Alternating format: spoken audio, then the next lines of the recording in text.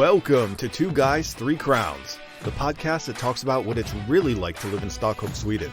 I'm Sean, and with my fellow American Rodney, we break down the good, the bad, and the just plain weird. It's quite the journey, so join us for the ride.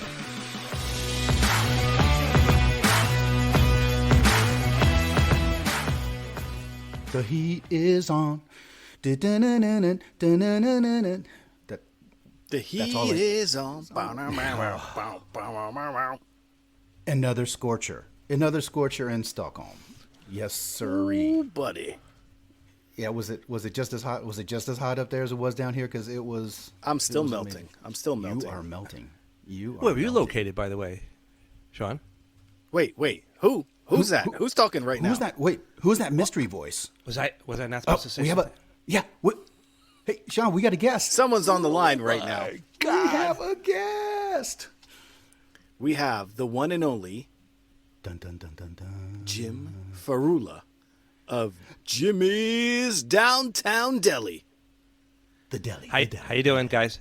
Hey, Good. How are Jim, you? Welcome on board. Thank you. I'm Jim from Jimmy's Downtown Deli, Hornsgatan 149 in Stockholm. But yeah, The deli to fill your belly. It is. It's the dream come true, or the nightmare that won't stop giving.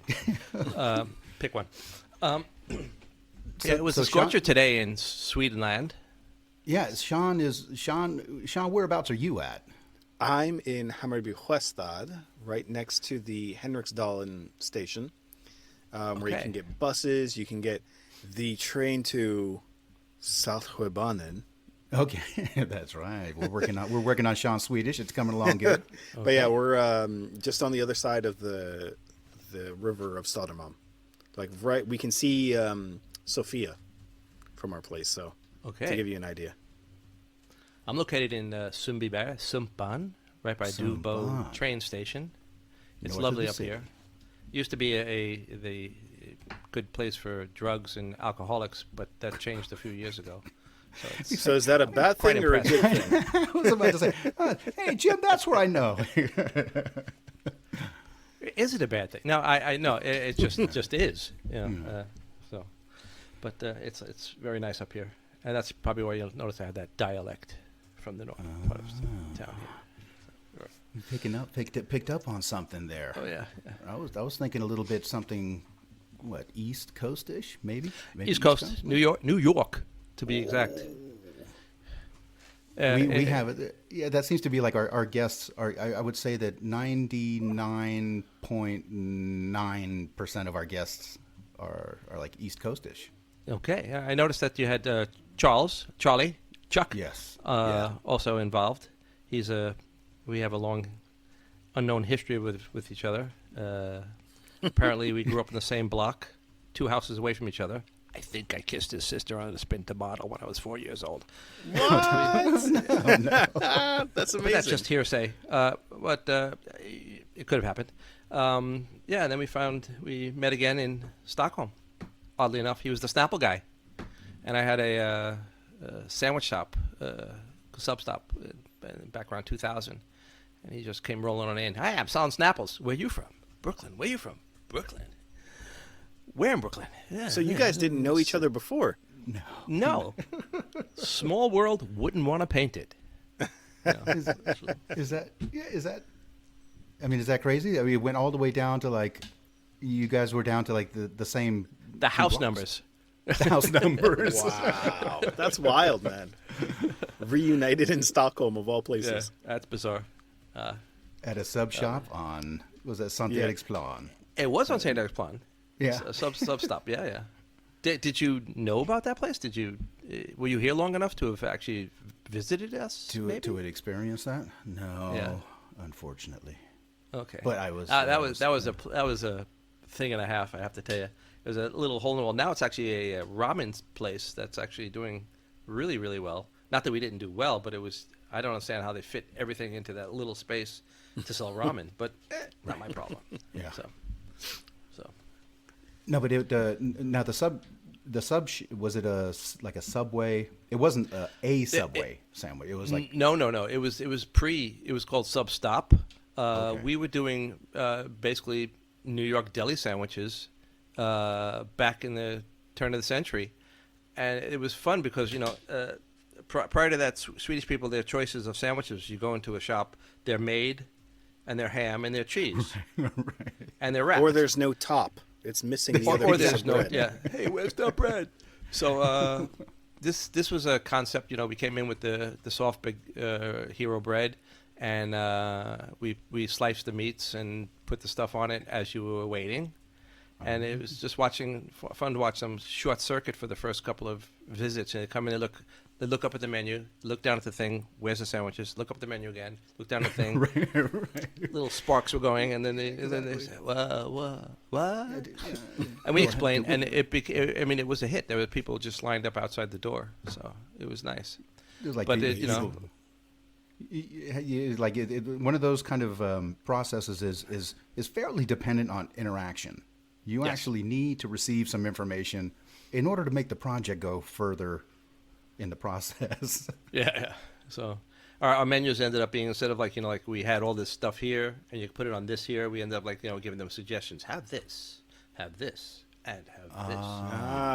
We call things like the Brooklyn, the Broadway, and it had different selections. That was the key thing, which is what I'm actually trying to do now. I've moved it up a notch. And that's what I'm trying to do with the Jimmy's Downtown Deli, Hornsgatan 149 in Stockholm. It's basically, I want to say it's a New York deli, and thank you, Rodney, for pointing out that I have no Americana in the place, and I felt horrible till this moment. So I'm going to rectify all that. But I mean, for me, it's all about the food, and it's always has been. I came here. I came here as a musician. If you want to go back, I was born. But I came here as a musician, and food was always been important to me. And I used to work as a catering chef cook, and I worked as a deli person in New York, at the A&P, and then at the at the ShopRite, the Food Town. Yeah, I think it was called Food Town. Yeah. But ShopRite. We used to work at the deli counter. I was known as the guy that can cut the lax like paper thin. The Jewish women would just have orgasms. It was, oh, look at Jim, he's so good. Oh my God. So and then I also thin that is. Yeah, it's crazy. It's gonna be good on my bagel with a schmear. So bagels. Let's talk about bagels for a moment here. Oh, can we? What's the problem here? I don't get it. Round bread? No. It does it had a hole in it. I mean, the one down there, they spelled bagel right, and there was a hole in the middle, but everything else. I know. I feel like here, if they ran into a bagel, they'd put like icing on top of it and say, "Oh, it's American donut." Like, yeah, guys, come on now. Exactly, it's got a hole in it. It's got a hole. It's got to be a donut. Yeah, that's... So yeah.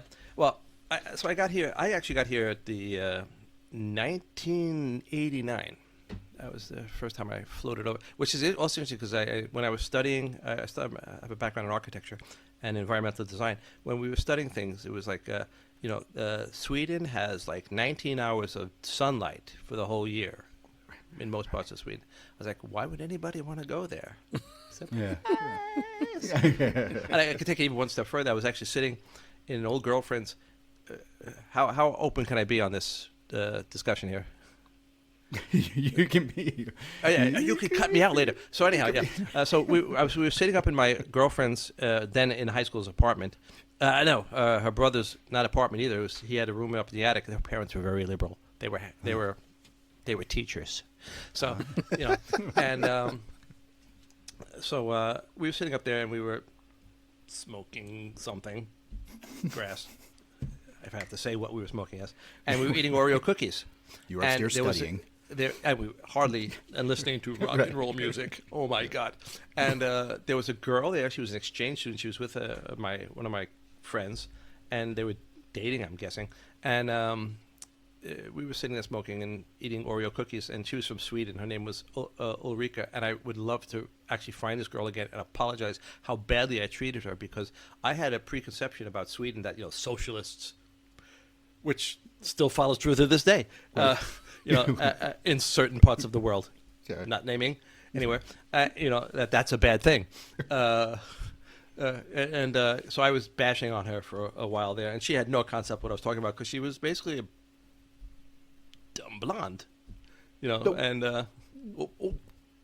So now you have to apologize to her twice. yeah.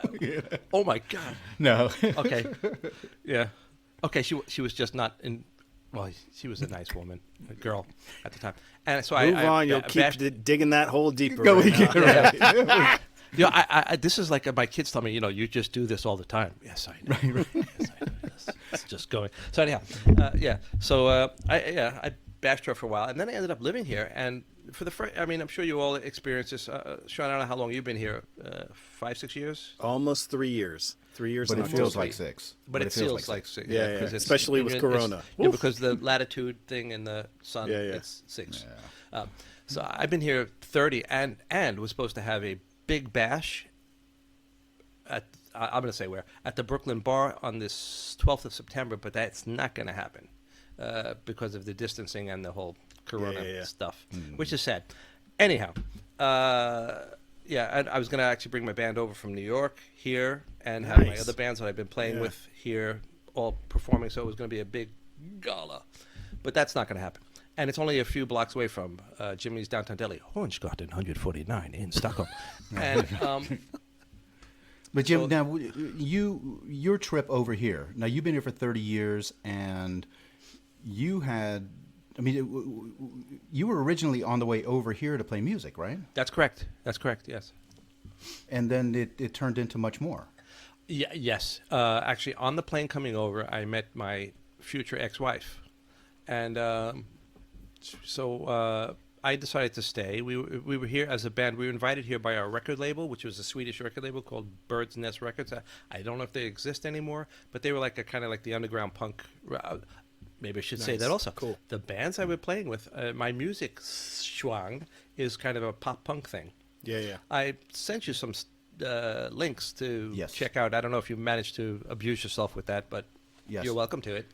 Yeah. Rodney sent me the link to the Spotify. It had kind of like an MC5 sort of vibe, but a little more pop punk thrown in there. Exactly. But yeah, it was really That's where we're going. Yeah. And I ended up staying here and going into my next couple of music projects from here. And so I met this woman, and I was recently divorced from. This is 3 times the charm, by the way, for me. 3 times the charm for me, because I'm now married to. What are you talking? Are you talking restaurants? No. No. Women's. Okay. Yeah. No, I was married to a woman in the States, no children. Then a woman was the Swedish woman who I met on the plane, many children, and now I'm married to a lovely Japanese woman who I met when I was working in Yokohama. She's from Tokyo, she and we fell in love, and she came here, and she loves it here. I'm hoping. I'm saying that aloud. Maybe she's not listening. Oh, she's not listening. Yeah. But no, she's doing really well here. So Now, Jimmy, you're still active music wise? yes, I am. I have a band called Human Error. Been with them since the mid '90s. We have 2 to 3 albums. I couldn't find the third one. It was actually like a kind of middle release thing that I was going to send a link to. I don't know what happened to that one. It's called Human Error. No, Pain Revisited, which is always a good thing. And Human Error is still active. Obviously not active now because Right. nothing's active now. good. Yeah. Right. So, which is sad, but Human Error still, and even I actually have to say, even the Upstarts, which is the band I came to Sweden with, is sort of active, although we're separated by an ocean, which makes it a little difficult. But yeah, we try, and that's basically my music. Now, Background. with human error, is it like all around? You guys have traveled all around Europe and played? Yeah, we've or is traveled. it- We've traveled all around. We've been in the States, been to Europe. Actually, we're huge in Russia. Really? Yeah, it's bizarre. We when we got there, we started doing gigs, and some of them were uber bizarre because it's like, like one side of the wall they had this like 110-volt electricity, and outside 220, and Oh God. where's the amplifiers? Oh no, you're just going to plug into the PA system. Oh Okay. my god! And the lighting was from the 40s. And at one place we played in Bryansk, which is the partisan capital of Russia, and they make great vodka and something meaty. Okay.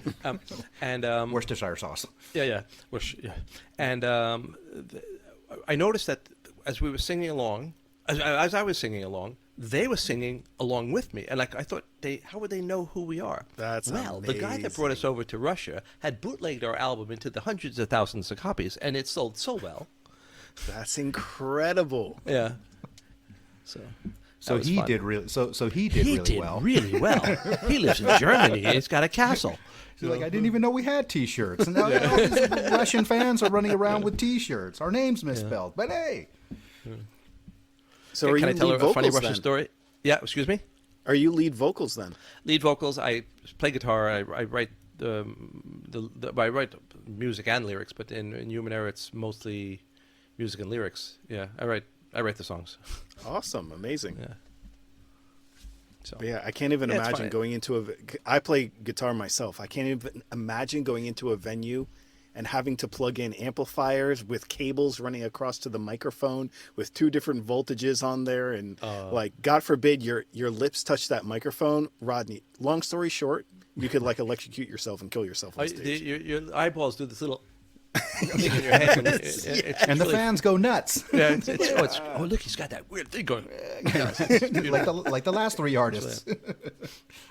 But I mean, Russia was a blast. We were playing this one place in, was it Moscow or St. Petersburg? I don't remember. But it's called Gora, which means mountain.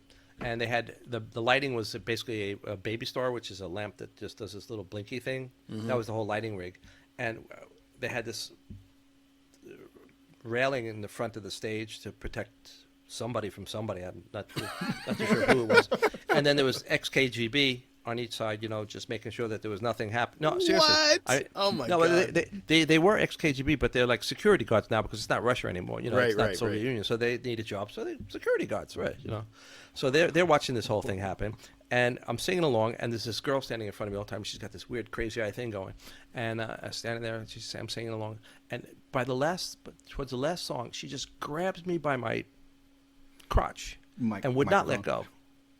And I'm, and the KGB guy, come over and try and like rip her off me, and it was just hysterical. I mean, the stories I have from that, I mean, and like they put us on this tour bus, which top speed limit, which we actually got a speeding ticket in Russia, was 70 kilometers per hour, to go from St. Petersburg to Moscow, which is a 10-hour drive if you're going 90 or 100.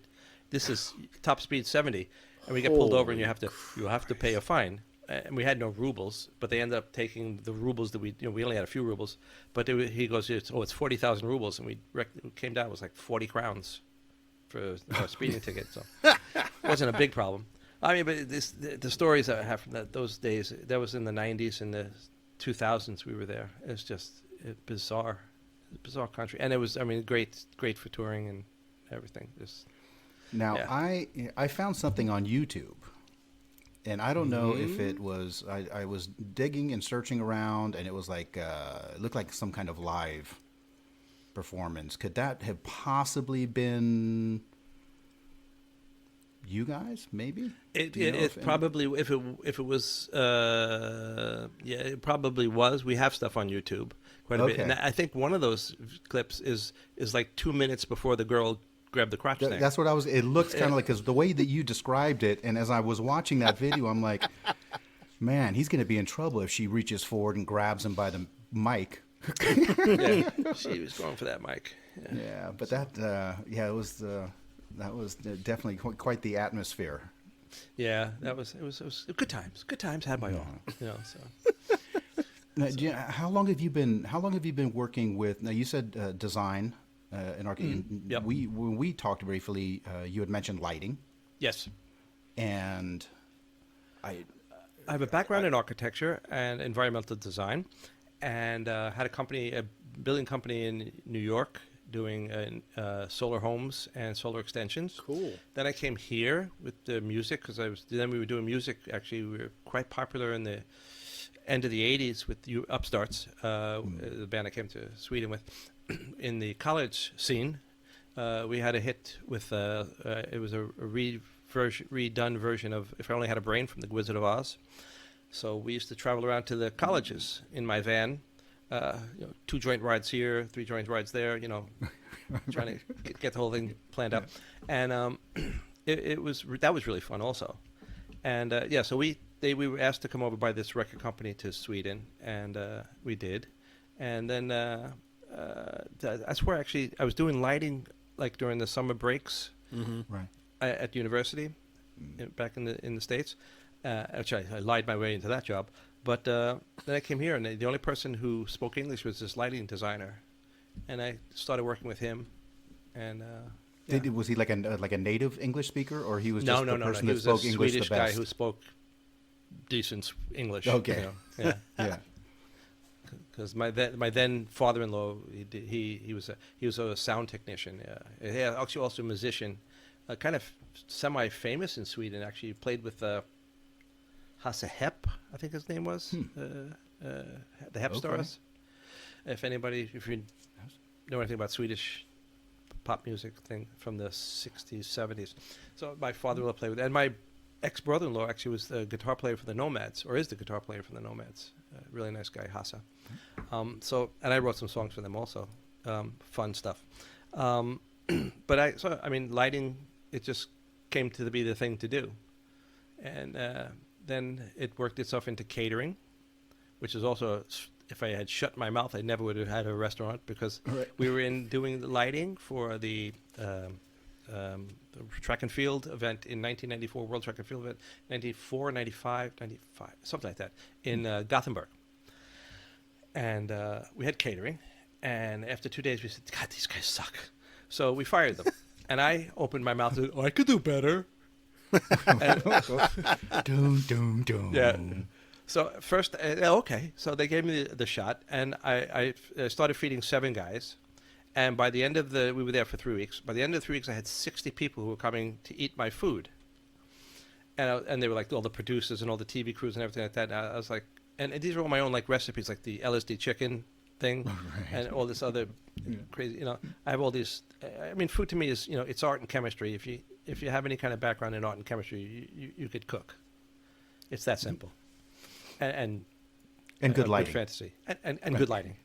Actually, it's very important to have good lighting on food, especially when you're cooking. I feel we need to back the truck up just a second, though. Okay. LSD chicken. I think we need to explain for the listeners out there, what in the world is LSD chicken, and is it legal? B, what does it taste like? A is legal. B, it tastes like heaven on earth. I'm not really sure how to describe the taste. Rod, you want to take a hit at that one, because I did give you a taste testing. Yeah, it's difficult. I had I actually had the pleasure of going by Jimmy's Downtown Deli. Hornsgatan 149 in Stockholm. and you offered me to try something off the menu, and that was I had to, because I had talked to Charles, and Charles said, "Oh, I know a guy named Jim, and he's really nice, and he just opened up a deli, and he has this LSD chicken, and then he's going to be," and I was like, whoa, back up. And yeah, exactly. What is LSD also, chicken? What makes it LSD chicken? Okay. Are you ready? It's like 2 cups of college. Yeah. When I was at college, and me and my girlfriend were busy exploring the, chemical tribulations of the having a long road trip, as it were. Yes. And so we were at my student house, which was had been a student housing for like 30 years, and it was just rotating a bunch of men in there for the past 30 years. And so the food was there for 30 years basically, and we were hungry, and we decided to walk into the kitchen, and I started like rooting around in things. What can I do? I hacked something out of the freezer, and I grabbed some bottles of this, that, and the other thing, and I whipped it all together, and we ate it. And then we went to sleep, and we got a knock on the door in the morning from my housemates. Like, what did you do? I was like, what did I do? It's fantastic. I don't know what how could you? So we went out, and we were like, we looked at it, and it honestly, it doesn't really look like much. It's actually scary looking sometimes. And we tasted it. It was like, wow, this is really good. And like, what they asked me what it was. I was like, it's this stuff. And I was like, I have no idea what I put into it. So we had to go through the garbage and pull out some things. And a week later, we found out what it was. Hence the name. Yeah. And I have to tell you, if I may brag, and I'm going to, I had a catering company after that. If I continue with that story with the lighting thing, I got asked by the producer of the sports thing if I'd be interested in taking the catering for these TV productions. I said, sure. Again, I should always think before I speak. and then when I noticed that, like, he's talking about like a 6-month to a year job. And if I had rented the equipment, I'd be losing money every day. So I bought all the equipment, and I bought a truck. Because I originally wanted to have a food truck. 2000 in Sweden, food truck. Big thing in the States, but didn't happen in Sweden. So they had no idea what a food truck was, and they would not let me have one. The Hälsa Wards Nämnden. They would not let me have a food truck. So I said, okay, I'll build it into a catering kitchen. Right. And I ended up, it was a great concept because I ended up driving it to all these TV studios and doing their catering. They loved it. And I had work out the kazoo, but I had a accountant, Swedish woman, no names. I can't remember her name actually, but I think she actually worked for the tax agency. It's got me in the head because I just kept paying taxes, and I never made any money, so it was depressing. So anyhow, I had all these trucks, and I got tired, and I sold them.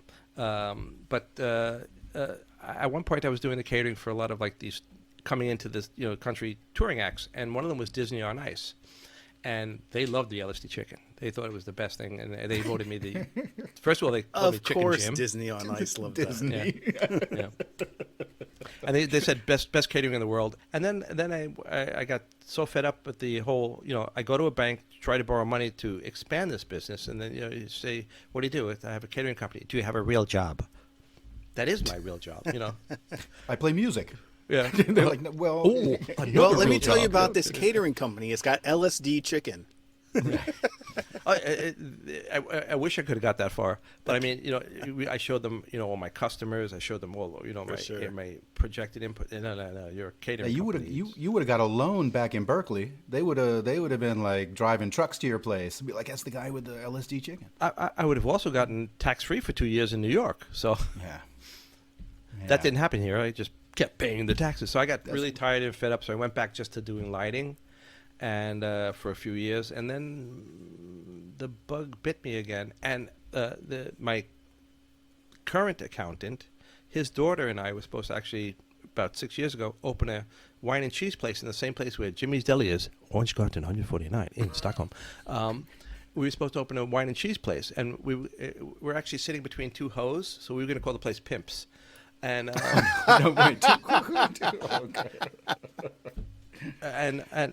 the bostadsrättsförening, what would that be called? That would be the Renters Association or something. Yeah, like the homeowners association. They were a bunch of hipsters. I said, this is going to be easy. They're going to love wine and cheese. No, wine and cheese was bad because wine and cheese meant alcohol, and that meant noise. Oh, so Jesus. they nixed us. And they said, oh, you really can't have anything like that open past 11 o'clock. I said, I don't even start serving until 11 o'clock. So that wouldn't work. So I jumped off, and she opened up a cafe. I'm not going to go into the story. I told Rodney about that later. Tell Sean later. Right. Yeah. So then the woman, she's a really, really nice woman. I mean, I could say that my accountant and his daughter are like these are what the ideal Swedish people should be like. I mean, they care about everybody, and there's. Right. I mean, that's how I want my American friends to be and think about. Because when you mention national health to Americans, well, I ain't gonna pay for somebody else's health care. Yeah. That's a shame. Sure. I mean, that's just a crime that they think like that. We're not gonna do politics now. Maybe on another show. But she got tired of it. She also had another kid. She had a kid. So, and he was like, "Oh, could you please take over?" I said, "Yeah, sure." So I took over, redid everything, and then I was like, "Concept. How are we going to do with concept?" So I said, "Why don't I just go with what I know? Italian food, some deli stuff, and then then I was trying to expand it because I know a lot of the expats who I'm trying to come down to Jimmy's Deli, 149 Hornsgatan. I'm trying to get a lot of the expats down, to find out about me because it would be like a taste of home. That's what I was aiming for, and so I mean that's why I have the Italian kitchen stuff, and then I also went for the Reuben, which is the Jewish little background, and grilled cheeses, and which really isn't Jewish because Reubens have cheese on them. It's a whole kosher thing. Well, anyhow, but you understand where I'm going with this. So it's a really, I mean, it's a wide sampling of things that people have tasted and things that you absolutely have never ever tasted, and may never again. It may never, right? Yeah, but I mean, like the food span, because I know waffles are very popular like in the South and everything with chicken, and I tried to incorporate a whole bunch of things that I could do with a waffle, but I didn't want to have like this normal just plain old Swedishly waffly thing, so I said I've always made this cornbread for Thanksgiving, and then I started making corn muffins for my family, and it was like oh, we love it so much, and I said how can I incorporate this into a dish or into a menu, and it just dawned on me. I was like, because I was in Seattle my family moved. They moved from New York to Seattle. It's really sad to say that, but they did. And Finally, some West Coast. I got some West Coast love. Rodney, have you ever been to Seattle? Yes, it rained. It rained. And It rained. It's just it's I'd like to say something nice about it. So anyhow, we were in Seattle, and they had this Waffle House, and they had some things on the waffle. So I said, well, I can do this if I can get this cornbread batter to waffle. I got something, and I got the cornbread batter to waffle. So that's where we stand now with the cornbread, and it's really, I mean, Sean, you got to come down to Hornsgatan, 149, Jimmy's Deli. Got to try that cornbread waffle and chicken. Try the cornbread waffle. It's an experience. It is, really is. Jimmy, if you now you've been here 30 years. If I were to ask you, food wise, what's your favorite Swedish food? What's an item? If you were to choose a Swedish food item that you would it be like husmanskost? Would it be something? I don't like Swedish food. Okay, we're going to go to question number 2. Your favorite? What about if you were to give somebody a tip on a favorite tourist spot? What's someplace in Stockholm that you would recommend? I would really recommend. I think it's really wonderful. I'm a museum kind of guy. I like the VASA Museum. Ooh. I do. Classic. And I think it's fantastic what they did, and I think the smells are incredible in that place, and it's just I mean it's a real that's true culture. I mean it's got everything. I got a question for you. How's the lighting in that museum? It's a bit I didn't dim. do it, but it's okay. It's okay. It's okay. I mean, it's moody. It's okay. Dramatic effect, right? Yeah. But I would say that's a big favorite of mine. But we love VASA. I mean, that's and go to get like a VASA fix every couple years. You really, if anybody does come here and they want a great tour guide, it's my daughter. She actually works at Jimmy's Downtown Deli, Hornsgatan, 149. Her name is Angie, and she does a great VASA tour. I mean, I've taken people there with Angie, and she does this tour that's just killer. I don't know why. Shout out Angie. Yeah. We got to get Angie on there. Yeah. Now, when things eventually open up again, will you be gigging someplace? I mean, Yes. that's just okay. That's the plan. Where we play a lot down at the south side, which is on Hornsgatan, not 149. Okay. It's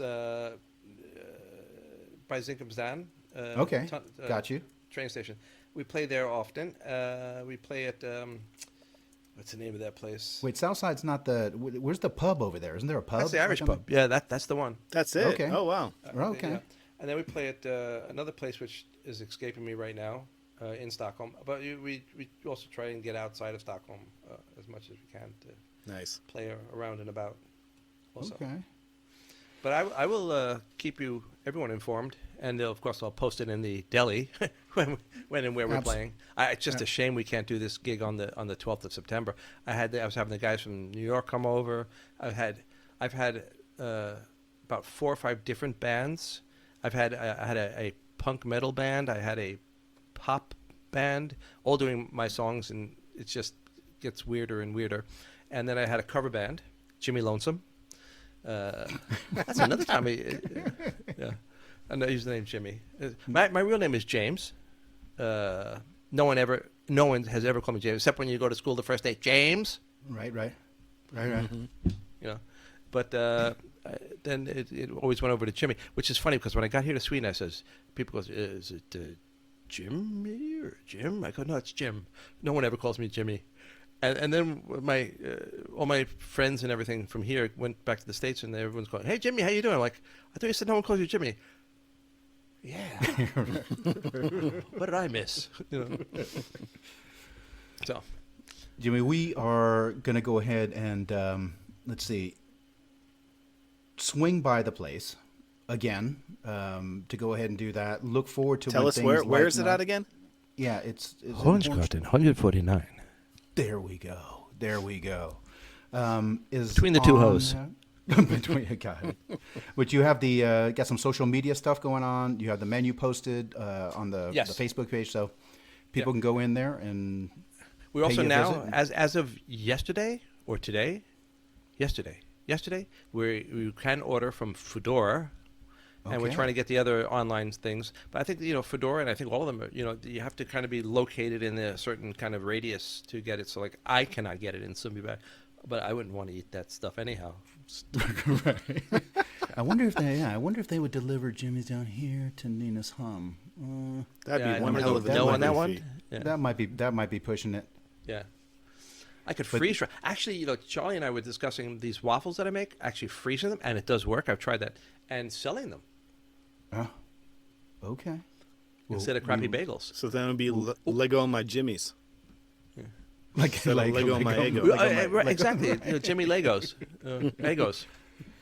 Jimmy, thank you so much for joining us today. We will see you over there. Hopefully see you on stage, and hopefully talk to you again in the future. That'd be great. It's great. It was great meeting you the other day. I don't remember which day it was, but that LSD chicken, man, it's a whopper. It's I would like to use it because I'm old, but that's just not the problem here.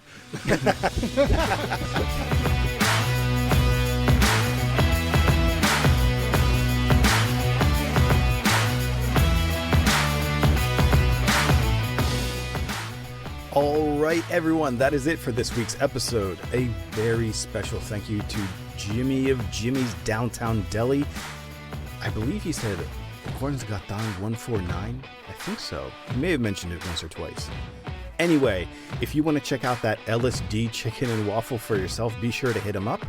And also, as you know, this podcast is brought to you every week by HiramNordic.com and SeanVoiceover.com. And also, be sure to hit us up on our social media, Instagram, Facebook, Twitter, you know the drill, and get into iTunes there, Apple Podcasts, and give us a 5-star rating. We would appreciate it so much. And then we'll catch you back here next time for more 2 Guys, 3 Crowns.